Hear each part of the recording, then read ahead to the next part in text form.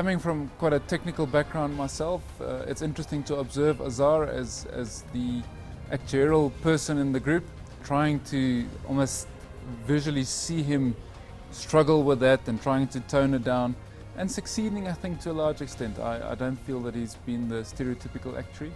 It's clear that Matthew is grappling with what he's learning out of this week, and I could almost see him subduing his natural self.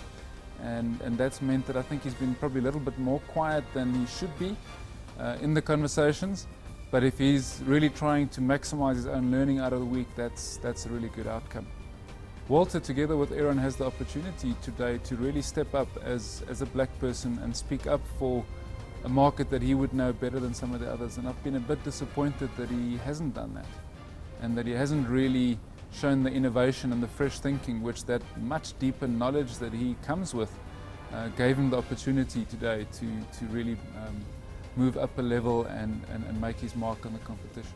Today's task has been incredibly interesting. It hasn't been like any other task in this competition.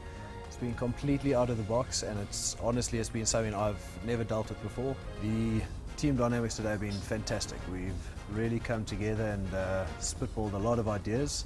There's been no dramas and there's been no pushing for position. Walter's given some definitely valuable advice. So yeah, I believe Walter has played a part today, and we really haven't shut him down in any way. I think Azar is definitely a stronger candidate than Walter. He has maintained a confidence throughout the show. He's also maintained quite a level head. It definitely has been a growing experience for me. I have realized one of my weaknesses during the competition, and that's maybe that I'm too pushy. So I have changed that, and I've adopted a different approach with every team that I've worked with since the incident occurred. I believe I should be the insurance apprentice. I've played hard this entire competition. On all of the days, my input was hugely valuable, if not crucial. I do think the girls have an alliance, and I think it probably has played to their advantage. However, it is still a competition, so alliances quickly go out the window. I do know that I've been in a losing team in the past tasks, but I've tried picking up my game in the last few tasks that we've had.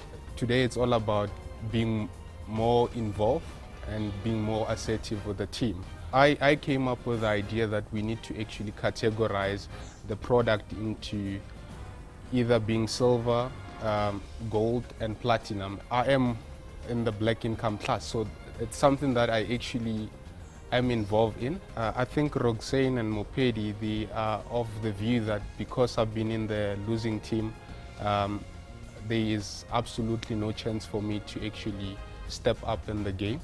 Both have presentation skills. However, you may find that there is no much confidence on the knowledge on it.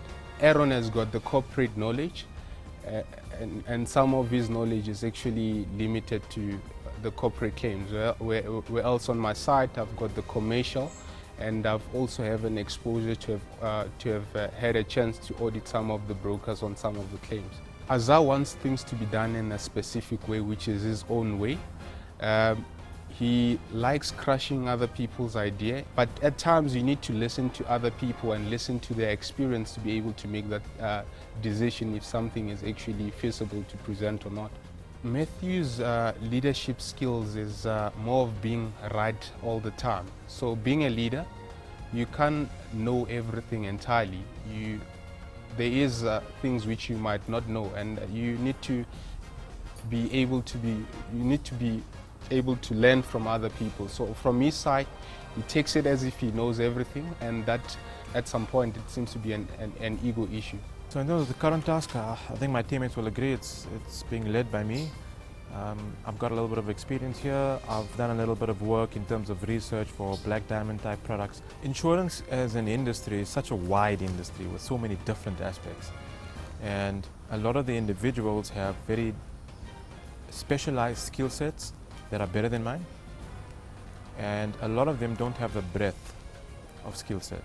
Matthew has a good head on his shoulders. He's a young man, and honestly I see a bright future ahead of him. Sure, I think a lot of the other contestants may say he's brash. I don't see him being brash and aggressive as a negative thing. So Mopedi ticks a lot of boxes. She's a solid contender. I've had, I think, too little exposure to her to actually draw a nice conclusion into her skill set. She knows what she wants and she believes she knows how to get it. So in terms of what the judges are looking for in the insurance apprentice, firstly, I think ideally they would want a holistic insurance person. They would want, of course, a leader. They would, of course, want someone who is confident, comfortable, and has a good insurance knowledge. I portray a servant leadership type of a role, where I would like to lead, but not in a very aggressive way. I would like to ensure that whoever has a view gets that view across. No one takes offense to anything that I'm set in sort of the direction that I'm leading, because they are getting their view across. And also, I've changed my view certain times when other people have put in their views down. What I'm really looking forward to in the presentation to the board is to see whether people can distill to the essence of what the board wants to hear. I think it's a really hard skill, and they are very likely to go into too much detail on issues that the board is not concerned about.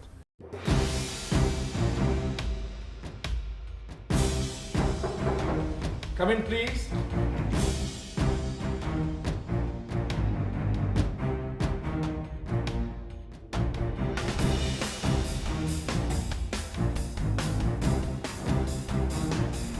Well, hello to the big green thinking machine.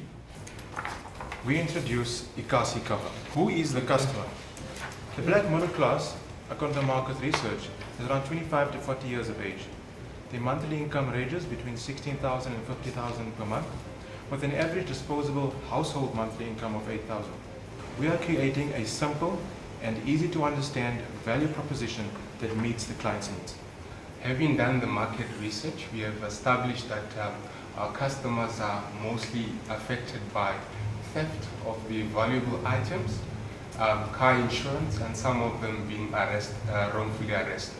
So we have identified that our clients need personalized insurance, and there is also a need on the educational level, because most of them would fund the siblings' education from their own funds.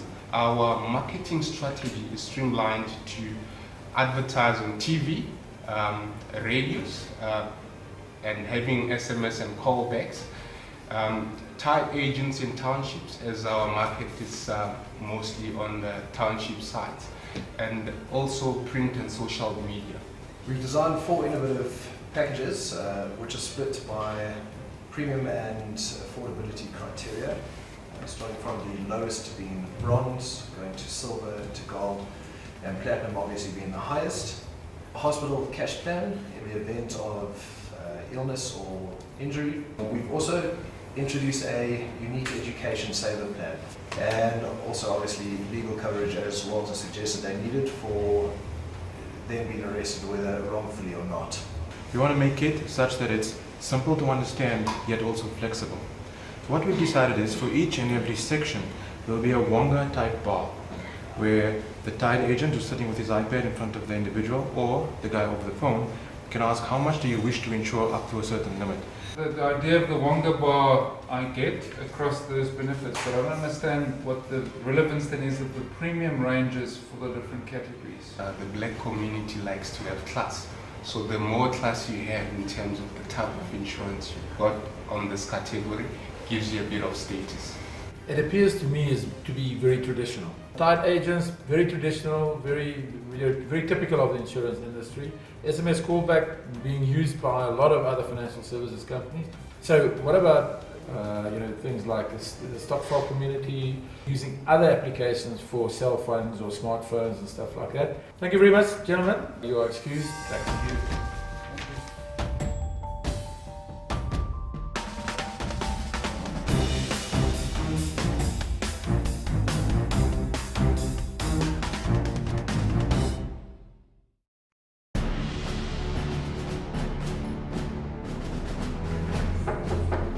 Come.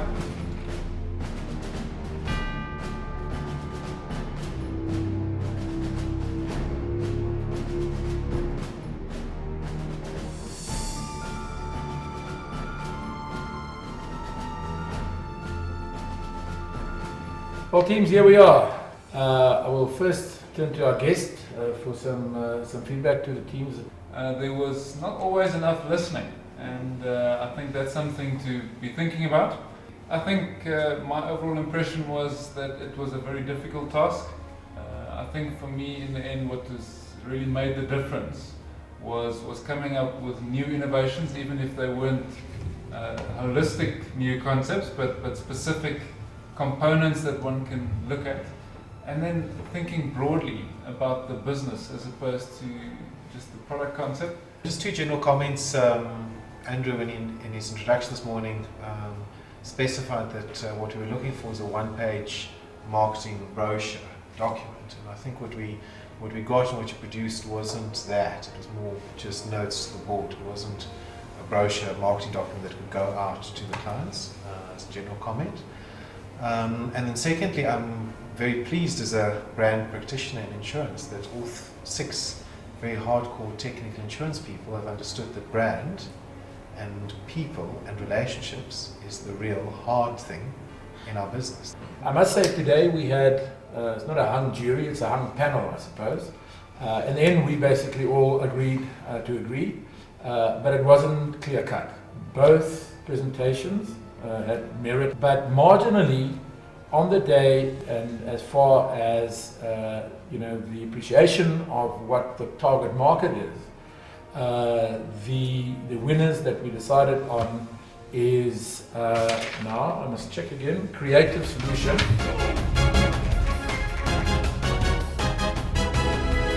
Finally, I'd like to thank my two panel members. Firstly, Andrew Leroux, and then my other panel member, Carol Nolter. Thanks again for your hard work today. Thank you.